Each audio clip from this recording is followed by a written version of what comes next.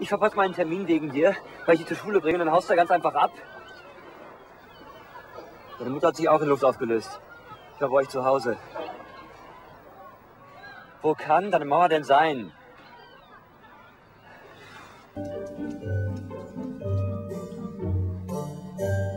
Ohne mein Männlein kann ich nicht einschlafen.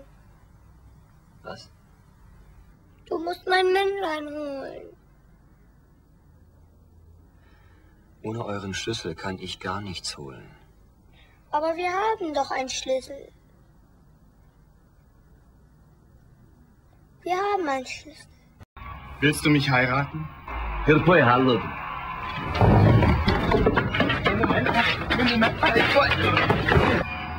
Oh, Papst.